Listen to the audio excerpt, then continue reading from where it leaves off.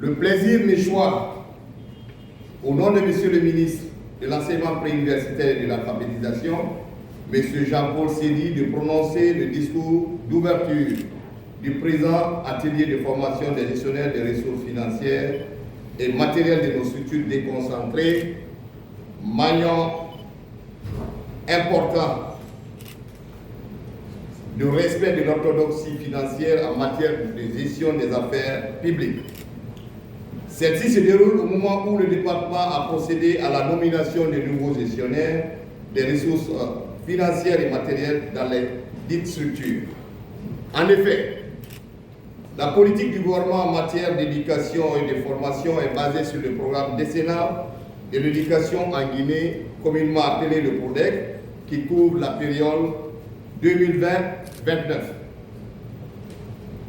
Comme vous le savez, le PRODEC,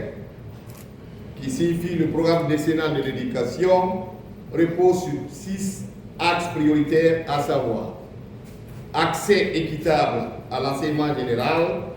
qualité et pertinence des enseignements, alphabétisation et éducation des adultes,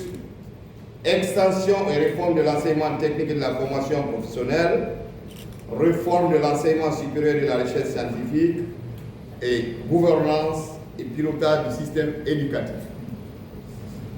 Pour la mise en œuvre de ces différents axes prioritaires, le ministère de l'enseignement préuniversitaire et de l'alphabétisation a la responsabilité exclusive des 3 premiers. À ceci s'ajoute le 6e axe portant sur la gouvernance et le pilotage du système éducatif qui est commun aux 3 ministères en charge de l'éducation et de la formation. Au-delà du PRODEC, nous parlons aussi de Simandou Academy conformément à la vision élitiste de M. le Président de la République, le général bâtisseur Sambru. À cet égard, l'objectif du département est de tout mettre en œuvre pour l'atteinte des indicateurs de résultats du PRODEC à travers le renforcement des compétences de l'administration publique. Mesdames et messieurs, en dépit des efforts fournis, la dernière revue sectorielle de l'éducation a révélé des insuffisances dont les effets altèrent fortement l'atteinte des objectifs du PRODEC. Il s'agit entre autres de la faiblesse de capacité de certains acteurs de la chaîne d'exécution de la dépense publique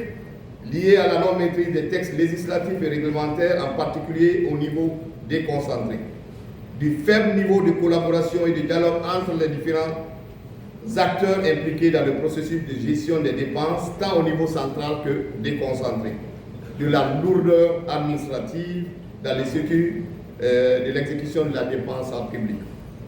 Tous ces facteurs réunis ne contribuent point à la gestion efficiente et efficace des ressources allouées, entraînant du coup une faible capacité d'absorption des ressources mises à disposition de notre département. À cela s'ajoutent les faiblesses relevées dans le processus de rapportage aussi bien au niveau central que déconcentré,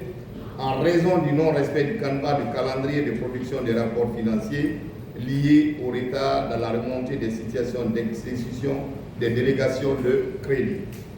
Mesdames et messieurs, je tiens à rappeler qu'une meilleure gestion de notre système éducatif repose sur un personnel qualifié, engagé, patriote et compétent, qui agit en tout temps et en toutes circonstances avec professionnalisme,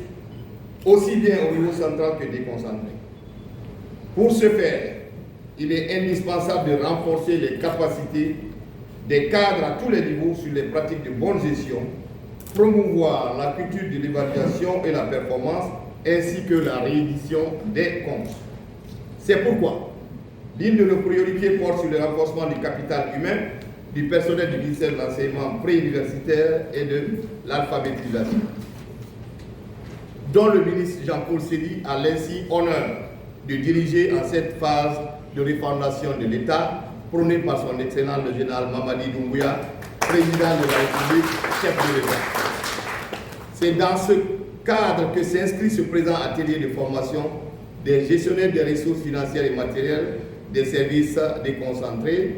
des inspections régionales, des directions préfectorales et des directions communales de l'éducation sur les procédures de gestion budgétaire organisée par le département à travers la division des affaires financières, financée exclusivement par le budget national de développement BND.